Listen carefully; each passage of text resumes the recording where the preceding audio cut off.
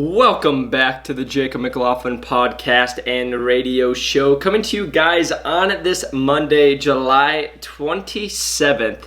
Coming to you guys just after visiting Zion National Park, which is just outside of St. George, Utah. It's about a 6.5 hour drive from here in Phoenix.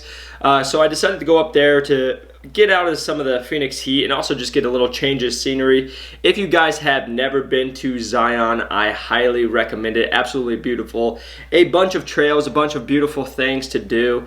St. George is also just a nice little city where you guys can just get away. Had great places to eat. Really enjoyed that. It's a cute little place. We stayed in like an Airbnb out on a farm just to kind of switch things up for myself and just beat the heat. But I was battling. I actually got stung by a fire ant. And for most people, when they get stung by a fire ant, it really does nothing. Oh, I just dropped some stuff. It really does nothing. But for me, it decides that it's the worst thing in the world, and my foot swells up 4 times the size it's supposed to be. So I actually had swelling that went all the way up to my knee, and I couldn't even tie my shoe because my foot was so swelled up. So we took it kind of easy. I didn't get to go on all the things I wanted to do. One of the big ones was like Angel's Landing, which is supposed to be a pretty intense but beautiful hike in Zion National Park. But we made the best of it, and we're able to do some little trails and still just get to experience Zion. So again, if you guys have never been to Zion, I would highly recommend it. And then we were able to actually stop at Horseshoe Bend on the way home. So if you guys haven't seen Horseshoe Bend, you guys should look up some of the pictures of it. It's absolutely beautiful. It's where the Colorado River goes, and it makes like a huge horse-shaped U looking thing with the river and the canyon. And they've actually done some remodeling there to where it costs like $10 to get into the park, but it's all like redone. It's easy walk compared to what it was a couple years when I went there. So little recap of my weekend. It was absolutely beautiful, nice little breakaway. But we'll get into today's episode, which I think it's going to be a good one because we all need it. Sleep. How to get a better night's sleep. This is something that we talk to, especially during like times of stressful events like right now with COVID and everything going on. I just want to see how we can help improve your guys' life. And so I wanted to put 13 different tips to help you guys after just doing research and talking with other professionals to see what's the best for clients, what's the best for other people, and then what's the best for myself. So here's 13 tips to help you guys get a better night's sleep.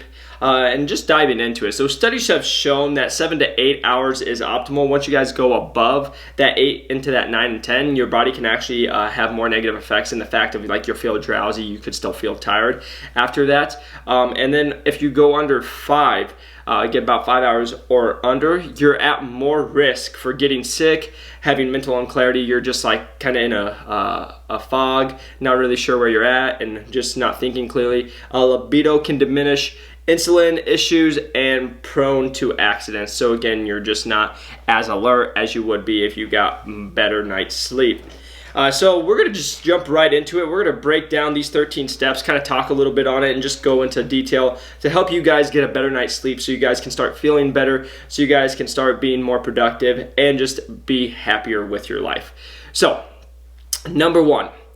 Having a nightly routine. So this is important because most humans are creatures of habits. We like to do the same thing around the same time, and our body will get used to things. That's why, especially during like this whole time of not working much, you have to find habits, you have to find a little routine, otherwise you'll just go nuts. So it's kind of the same thing when it comes to sleeping. To get yourself ready for that nightly routine. For myself, I usually will read a little book, I'll start winding down, I'll go shower, brush my teeth, and then just kind of get ready for the evening, look at my phone just to see what I have the next morning, and then I will get ready and go to bed around 10 o'clock at the latest. I usually start getting ready for bed around 9 o'clock, and then I'll just start kind of that hourly routine because I'm one of those people who in the evening, I like to take my time. I'm not in a rush, so I kind of will sit here, do that, and kind of just go back and forth from doing things.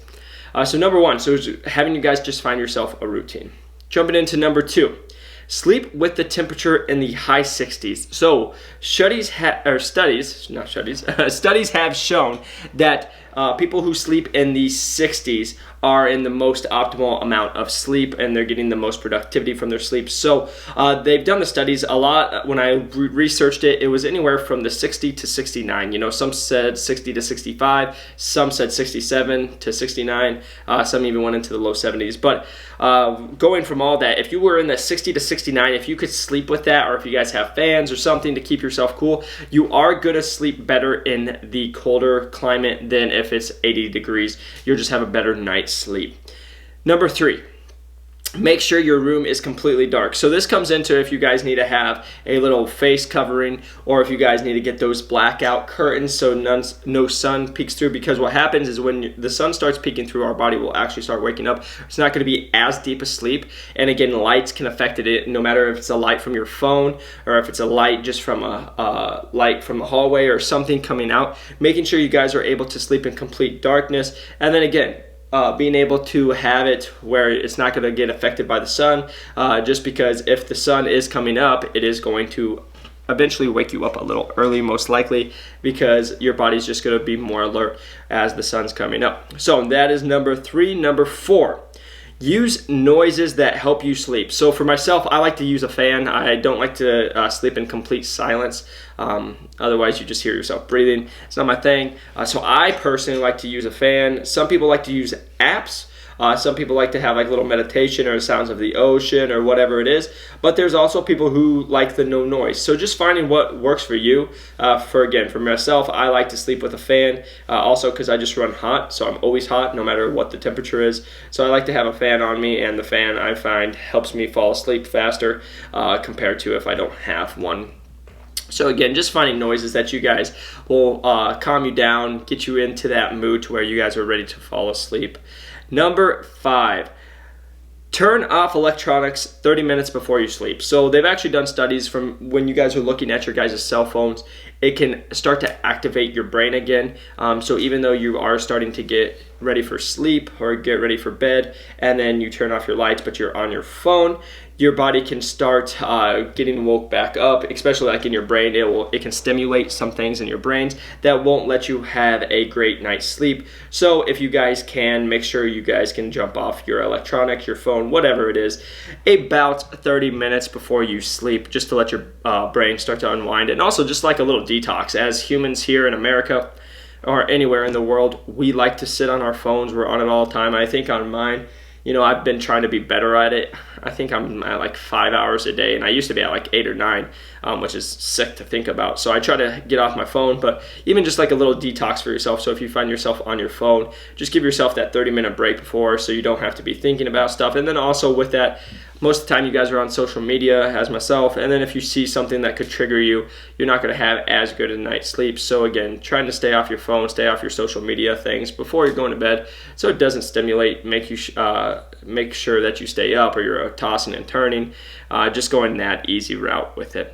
Then we'll go into number 6. Number 6, stop eating 1 hour before bed. Now, the reason they have said this is because of digestion.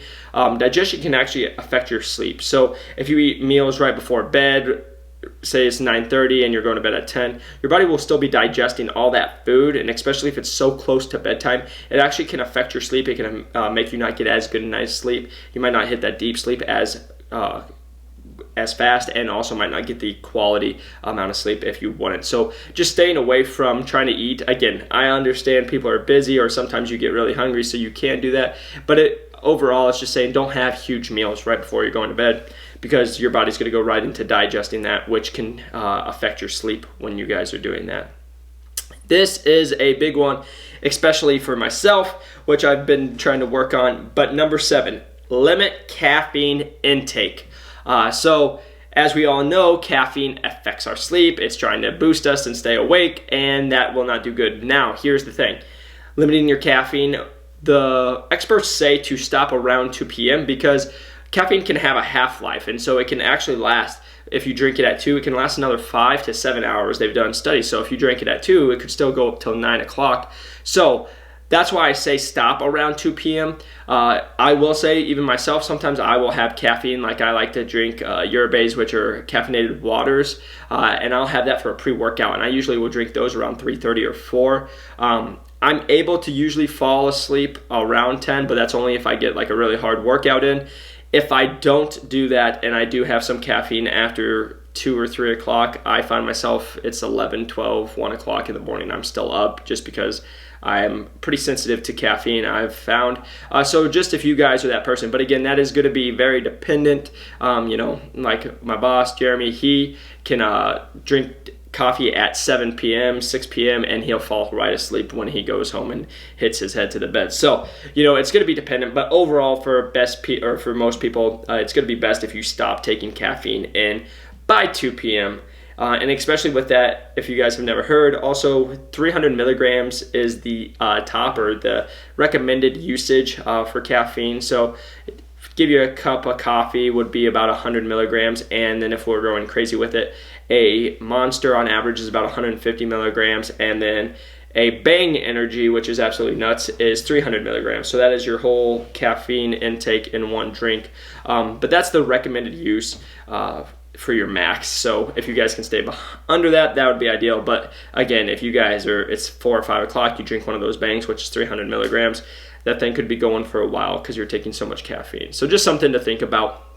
Number 8, limiting your alcohol. So even though you might go out on a night drinking and then you find yourself, I fall right asleep once I get all drunk, what the studies have actually shown, you may fall asleep right away, but it's a non-restful sleep. So even though you're sleeping during that time, you're actually not hitting that deep REM sleep, and you're not getting the quality amount of sleep that you should be, or even the quality of sleep that you should be if you hadn't been drinking. So again, I'm not saying don't drink at all, but just be conscious of how much alcohol you are taking and also how often you're doing that, because alcohol can have a huge effect on your guys' sleep. Now going into number 9, only use your bed for sleeping/sex. So this thing is big just because, again, I said humans are creatures of habits. We like to have items for certain things. And so just having your bed for sleeping or sex, that's important just because if you find yourself eating in it, you're just sitting there watching TV, you're doing other things in your bed, it can now make a bad habit of where you guys don't want to just fall asleep compared to if you guys just use it for those two things, especially when you're in bed, you just fall right asleep. It's now kind of in that routine. So a good suggestion I think that you guys could all benefit from. Going into number 10, reduce stress levels. Now, again, this is way easier said than done. Everybody's going to have different things going on, especially during this crazy time in the world. But just overall, if you can try to reduce your stress, if you can find something, if it's meditating, if it's doing going for a walk, if it's just talking with someone, just reducing your stress at any level, they've seen that it's going to affect your sleep huge, which is a no-brainer. Again, if you're stressed about things, if you're nonstop thinking about something, it's going to be hard to fall asleep. So just trying to limit your stress as best as you can, finding stress relievers for your guys' selves that you guys find that's enjoyable, but also can help you guys have a better night's sleep as well. Number 11, exercise. So like I said, if I go and exercise, I will sleep so much better than if I don't, just because you're using that energy, you feel tired, you feel accomplished. And I've talked to so many other people, it's the same way. They're like, if I don't work out, I don't sleep as well. But when I do work out, I feel tired, I'm ready for bed. And depending on your guys' stress levels, it's a great activity to reduce your stress. So if you guys can use that, that would be awesome. But just making sure you guys are getting out doing something, even if that's 20-30 minutes of just going for a walk or doing something, find a class at a local gym or just going and hitting a gym workout. Doing something is always better than nothing, and it's going to have a huge result on your guys' sleep. Now, number 12, hydration. This is one that most people struggle with, and not just for sleeping, but just doing. Hydration is huge. It affects your body in so many different ways, but it now carries over to your sleep. They have found if you're dehydrated, the studies have shown that it does affect your sleep. So if you guys can be making sure that you guys are drinking, I always tell people half your body weight in ounces is usually a pretty safe bet. Now for some it's going to be plus, some it's going to be minus, but again, as long as you guys are peeing around that clear color, maybe just a little yellow, that's usually to show you to hydrate or that you're hydrated. But when you're super dark yellow or brown, that's not a good place to be. And I just say that because a lot of the people I work with, they might drink no water all day. They might have some soda. They might have, some fruit. They're getting the waters from things, but they're not actually drinking a bottle of water or any water from anywhere. So just making sure that you guys are having water throughout your day is going to have a huge effect on how you feel, how you move, and it's also going to have an effect on how you sleep. And then number 13, this is a little supplement if you guys need it. If needed, a melatonin supplement. So if you guys don't know, melatonin is a natural product already in your body. And it's the product or the hormone that now has you guys go to sleep or helps you with your sleep and aids in sleep. So if you guys are having a lot of trouble with sleeping, I would suggest that you guys would do a melatonin supplement. Again, this is something that you guys would do for about a week or 2 weeks, and then you cycle off it.